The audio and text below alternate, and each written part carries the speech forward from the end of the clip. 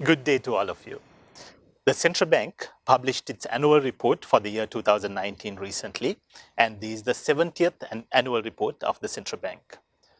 Section 35 of the Monetary Law Act, which is the central banking law in Sri Lanka, stipulates that within 4 months after the end of each financial year, the Monetary Board shall submit to the Minister of Finance and shall publish an annual report incorporating 3 key sets of information. First, on the condition of the central bank.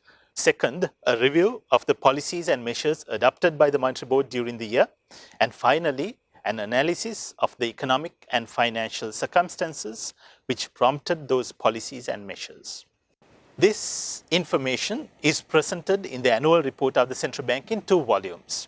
And in this presentation, we will concentrate on volume 1, which focuses on economic and financial circumstances of the country that prompted the adoption of various policy measures. The state of the Sri Lankan economy is discussed in 8 chapters in the annual report. This is followed by 151 statistical appendices which cover detailed statistics in recent years, and 13 special statistical appendices which summarize the evolution of Sri Lanka's economic conditions over the past 70 years or so. I will take you through the 8 chapters now. Chapter 1 is organized in 5 sections. The first section is an executive summary of the state of the economy. The second section provides more detailed sectoral summaries.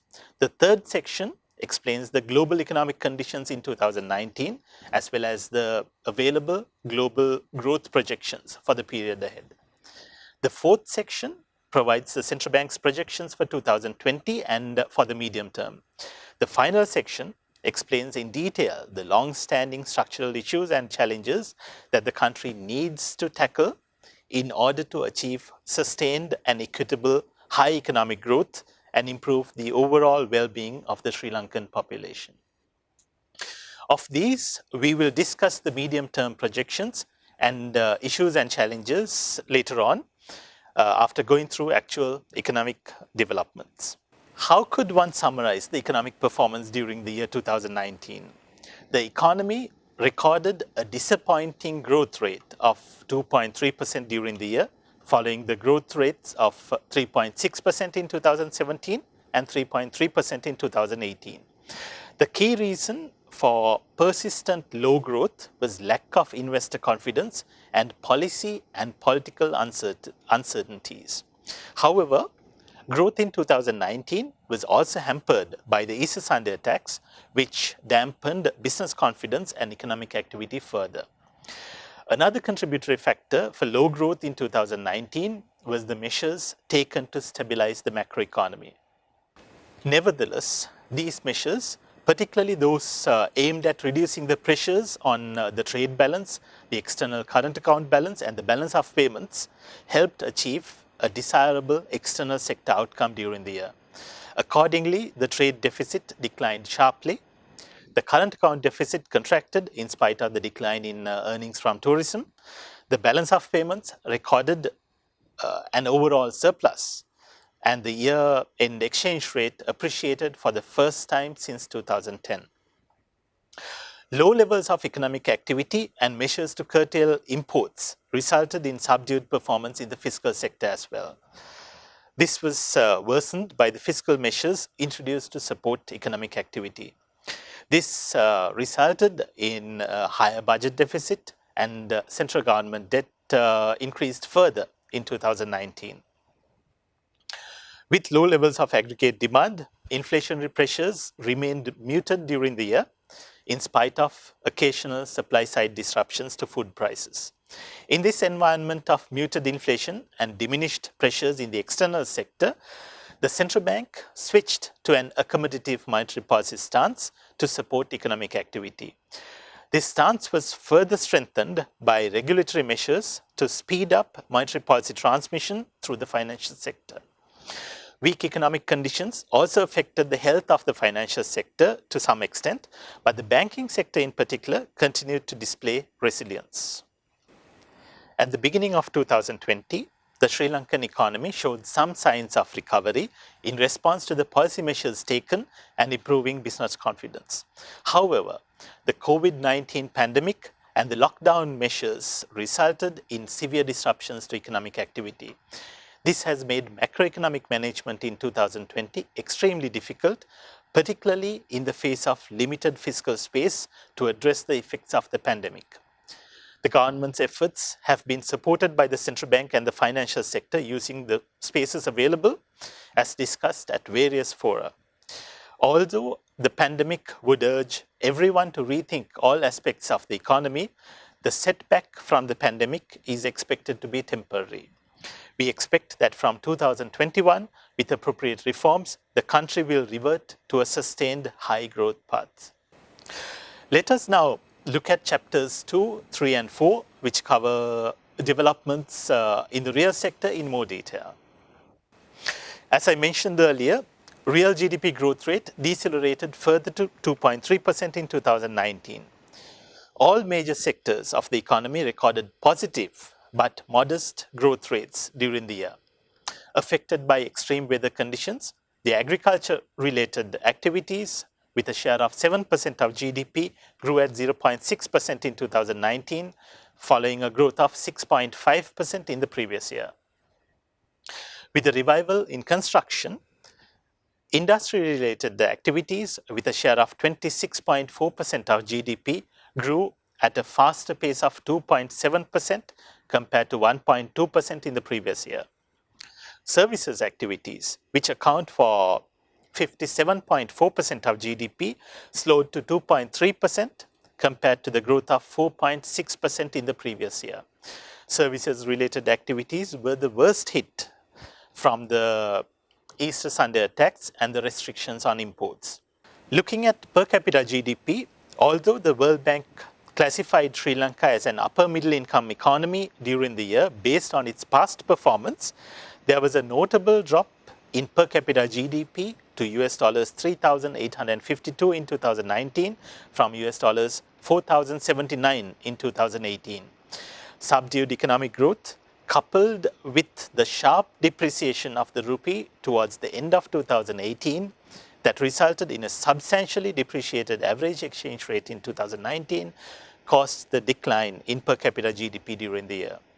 This also affected the overall value of GDP in US dollar terms, which contracted to US dollars 84 billion in 2019 compared to US dollars 88.4 billion in the previous year. From the expenditure side, growth in 2019 was supported by the expansion in consumption expenditure and the improvement in net external demand. Consumption, investment and net external demand accounted for 78.7%, 27.3% and negative 6.1% of current GDP respectively in 2019.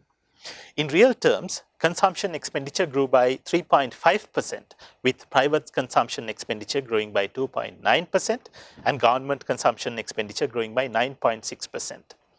With the contraction in the trade deficit, net external demand improved in real terms by 23.2%. However, there was a significant contraction in investment in real terms by 9.5%, and this could be attributed to lower investment by the private sector due to weak business confidence and reduced public investment. Both domestic savings and national savings declined during the year as a percentage of GDP. However, due to the higher contraction in investment, the savings investment gaps narrowed. Accordingly, the gap between national savings and investment narrowed to 2.1% of GDP from 3.1% in the previous year. As a result of subdued economic activity, unemployment rate increased to 4.8% in 2019 from 4.4% in 2018. Unemployment rate amongst females was disproportionately high at 7.4%. Youth and educated unemployment continued to remain concerns. Labor force participation rate also remained subdued and was recorded at 52.3% in 2019. In terms of employment status, Public sector employees accounted for 14.9% of all employed, whereas own account workers and unpaid family workers added up to 39.5%. According to the Labour Force Bulletin for the year 2018 published by the Department of Census and Statistics, Sri Lanka's informal sector employment has been estimated at 59%, whereas informal employment, including casual workers in the formal sector, amounts to about 68%. When you consider economic infrastructure, the government continued its efforts to develop physical infrastructure in spite of the tight fiscal constraints. Southern Expressway extension and the phase 3 of the Outer Circular Highway were completed. Land reclamation under the Port City project was completed and the reclaimed land was declared as a part of the Colombo district during the year. Domestic petroleum prices were allowed to adjust in line with the fluctuations of global energy prices during the most part of the year. On average, global oil prices were 10.7% lower than in the previous year. Electricity generation grew by 3.3% during the year, and dry weather conditions resulted in lower hydropower generation, highlighting the challenge of meeting growing energy demand. Nevertheless, 99.3% of Sri Lanka had access to electricity by end 2019.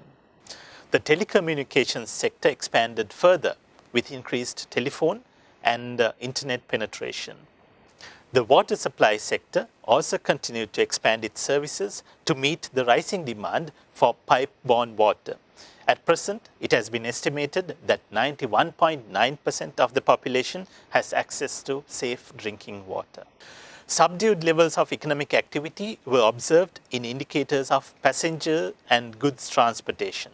However, cargo, container, and transshipment handling continued to increase during the year, and the Sri Lanka Ports Authority as well as the Colombo International Container Terminals won accolades on their performance. Several programs were implemented to strengthen the provision of education and health services by the government, while the private sector continued to play an increasingly important role in these sectors. Although the poverty headcount ratio in Sri Lanka is low at 4.1%, there is a large number of people living just above the poverty line, indicating their vulnerability to adverse socio-economic shocks. There is also an unaddressed need to strengthen and streamline the social safety nets in order to effectively eradicate poverty from Sri Lanka. With regard to consumer prices, inflation remained low during 2019, but with supply-side disruptions towards the end of the year. National CPI-based inflation surpassed Colombo CPI-based inflation in the last few months of 2019 due to the higher weight on food prices in the former. Co-inflation, which removes volatile food prices and energy and transport prices from headline inflation, remained in mid-single digits. Broadly speaking, the absence of demand pressures was observed in the movements of inflation during the year.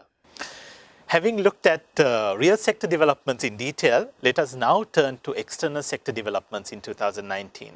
Earnings from exports grew by 0.4% to US dollars 11.9 billion. Exports of textiles and garments, which account for 47% of our exports, increased by 5.2%. The United States remained the main buyer and purchased 26% of our exports, followed by the UK, India, and the European Union nations. This yet again highlights the lack of diversification of our export products and destinations.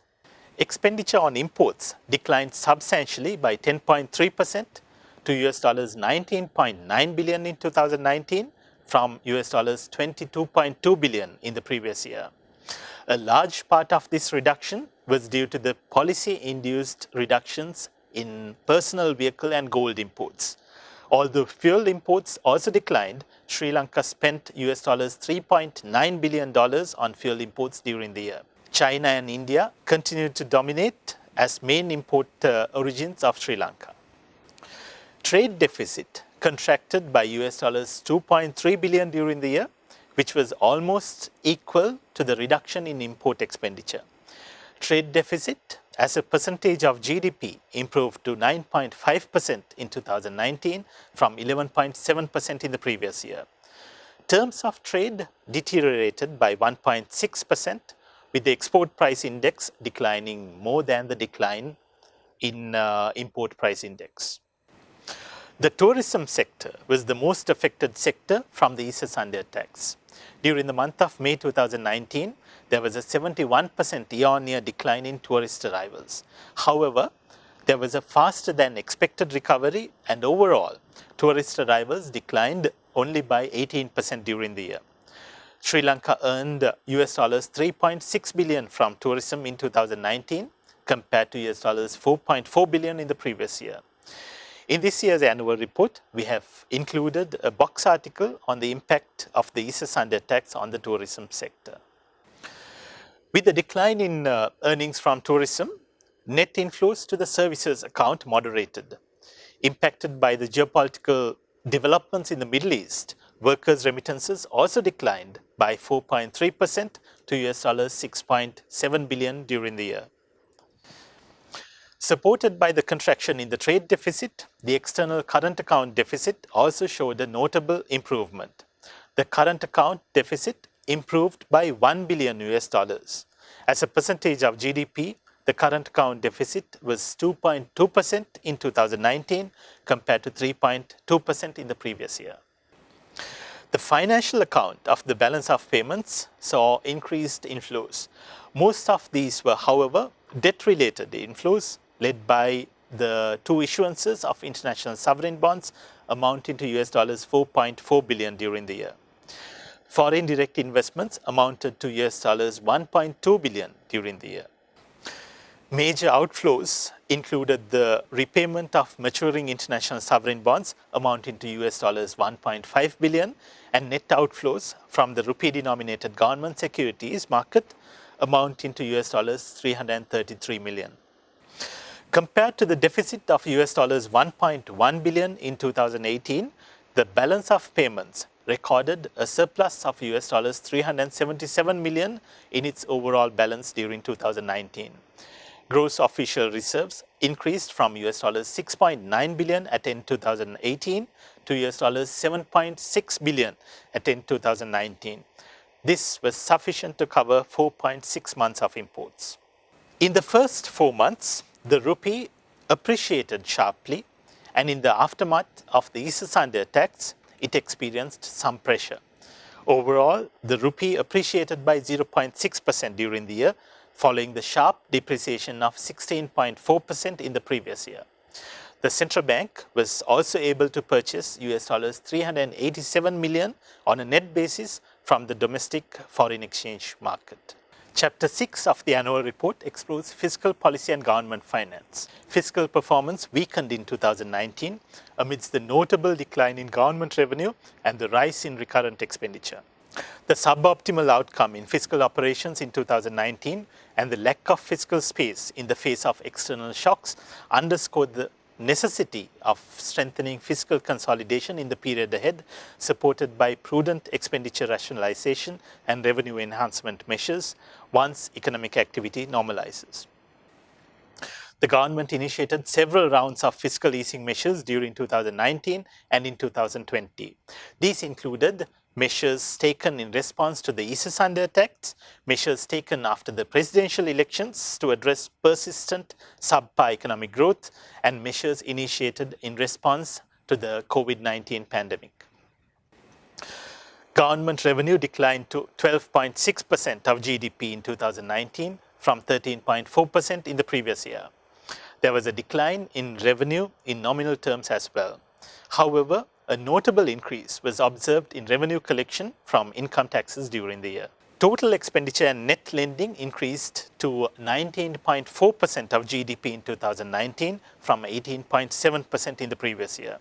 This was a result of increased recurrent expenditure on account of increased subsidies and transfers, salaries and wages, and interest payments. Low government revenues combined with largely non-discretionary expenditure have resulted in the narrowing of fiscal space for much needed public investment. Key fiscal balances deteriorated in 2019. The overall fiscal deficit increased to 6.8% of GDP in 2019 from 5.3% in the previous year. The current account deficit, which reflects the savings of the government, expanded to 2.7% of GDP in 2019 from 1.2% in 2018. The primary balance, which excludes interest payments from the overall deficit and reflects the discretionary components of fiscal policy, returned to deficit levels after recording a surplus for 2 years. Net domestic financing contributed 69.1% of the total financing requirement in 2019, with greater contribution from non-bank financing. On the other hand, the share of net financing through foreign sources declined significantly to 30.9%. Central government debt to GDP ratio increased to 86.8% of GDP by end 2019 from 83.7% at the end of the previous year. The shares of domestic and foreign debt as a percentage of GDP was recorded at 44.1% and 42.6% respectively. In nominal terms, total outstanding central government debt stock increased by rupees 1 trillion during the year to 13.03 trillion at the end of 2019, reflecting the impact of higher net borrowing to finance the enlarged budget deficit. Chapter 7 of the annual report is on monetary policy, interest rates, money and credit aggregates. The central bank adopted an accommodative monetary policy stance in 2019, considering several factors. These included the low inflation environment, persistently low economic growth, the sharp deceleration in the growth of credit and monetary aggregates, and the reduced pressure on the external sector. Relaxation of monetary policy continued into the year 2020, particularly with the aim of supporting economic activity affected by the COVID-19 pandemic and the lockdown. With the latest policy rate reduction on 6th of May 2020, the central bank has reduced its standing deposit facility rate and the standing lending facility rate by 150 basis points within a matter of 4 months during 2020. This is in addition to the notable reductions in the statutory reserve ratio and the bank rate. To induce a reduction in market lending rates, caps were introduced in 2019, first to bring down the cost of funds of banks through lower deposit rates, and then to bring down the prime lending rate and the overall lending rates.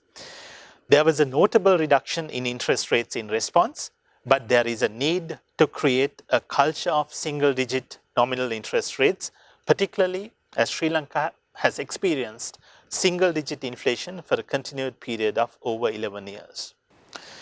Broad money growth decelerated from 13% at end 2018 to 7% by end 2019. The slow growth in broad money was a result of subdued credit growth to private and public sectors. However, the growth of both domestic and foreign assets contributed positively to broad money growth during the year. Net credit to the government by the banking system increased at a slower pace in 2019. Net credit to the government by the central bank contracted during the year, which provided space for the central bank to support the government when the COVID-19 outbreak caused severe distress to the entire economic structure of the country in 2020.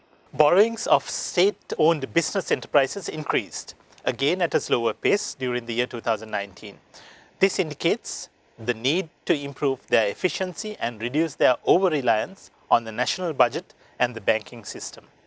Credit extended to the private sector by commercial banks decelerated sharply to 4.3% by end 2019, and this was the lowest annual growth of private sector credit since 2009. Credit to all key sectors of the economy decelerated during the year. However, with the gradual reduction in market lending rates and the return of business confidence, a pickup in credit disbursements was observed towards the end of 2019. The final analytical chapter in the annual report is Chapter 8, and this explores the financial sector developments and financial system stability. The banking sector expanded at a slower pace with low levels of credit disbursements during the year. There was some increase in NPLs and profitability of the sector declined. However, the banking system maintained capital and liquidity levels well above the regulatory minimum requirements, thereby remaining resilient. Performance of the licensed finance companies and specialized leasing companies sector deteriorated in 2019 with negative credit growth, declining profitability and rising NPLs. However, the sector as a whole remained stable. The Colombo Stock Exchange, in the meantime, showed mixed performance during the year, and foreign investment outflows continued during the year 2019 as well. Let us now have a quick look at medium-term projections and issues and challenges as explained in the annual report. As usual, we provide our projections for a 5-year horizon for the benefit of various stakeholders. Let me start with our growth projections. At the beginning of the year, with increased optimism and improved business confidence after the presidential elections, the country was gearing up to achieve above 4% economic growth in 2020. However, with the spread of the COVID-19 pandemic and the global economic recession projected for 2020, Sri Lanka's growth projection has also been revised downwards to 1.5% in 2020 before returning to a higher growth path thereafter. A V-shaped recovery is projected for Sri Lanka, similar to similar style projected recoveries across the globe. 2020 is an year where projections are extremely uncertain as the pandemic has resulted in an extremely dynamic situation. At present, our assumption is that there would have been positive growth in the first quarter of the year, and the economy could record a contraction in the second quarter of the year. With the removal of lockdowns and normalcy returning to domestic economic activity, there will be positive growth in the third quarter of the year, mainly driven by domestic economic activity. There will be some recovery in global activity in the fourth quarter, and Sri Lanka will also benefit from the beginning of this global recovery in the fourth quarter. Accordingly, domestic economic activity, which is a large part of GDP, would drive Sri Lanka's growth during the year 2020. With supportive policies and reform, growth is expected to accelerate towards 7% in the medium term. A drop in exports is projected in 2020. In the first 3 months of the year, exports have amounted to $2.6 billion, and during the month of March, the drop was around 43%. Tourist arrivals in the first 4 months have declined by 44% compared to the previous year. Workers' remittances have declined by 14% in March and amounted to $1.6 billion in the first 3 months, which is a 1% year-on-year reduction. There will be a reduction in import expenditure due to the reduced petroleum import bill, which will save us more than $2 billion during the year. The reduced bill of intermediate goods imports with the decline in exports, in addition to the curtailment of non-essential imports, will also help reduce the overall import bill.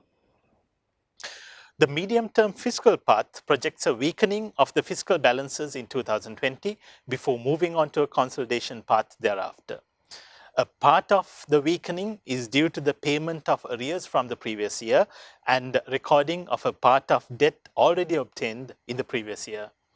Although revenue collection will decline, expenditure will also be low.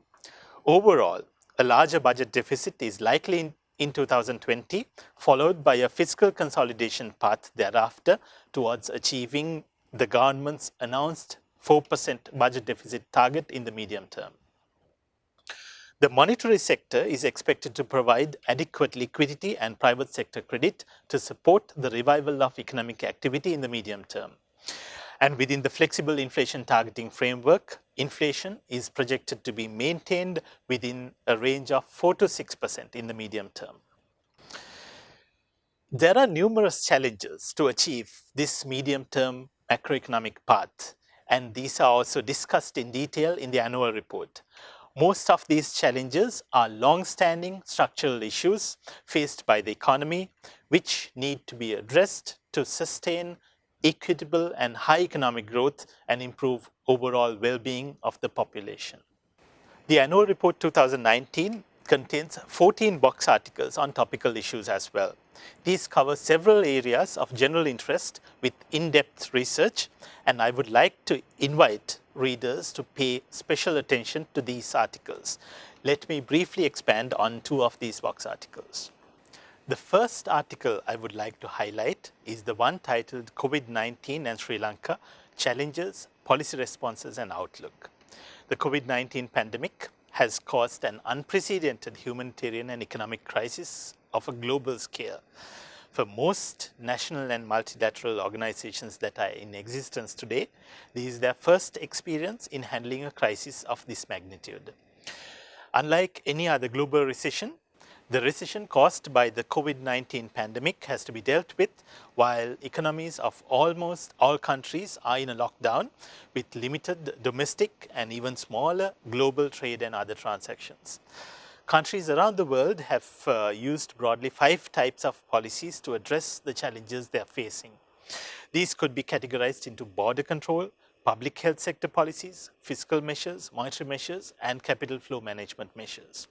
Similar to other countries, Sri Lanka has also taken a series of measures covering all these aspects, and this article summarizes these measures as well as the outlook for the Sri Lankan economy in the context of the COVID-19 pandemic.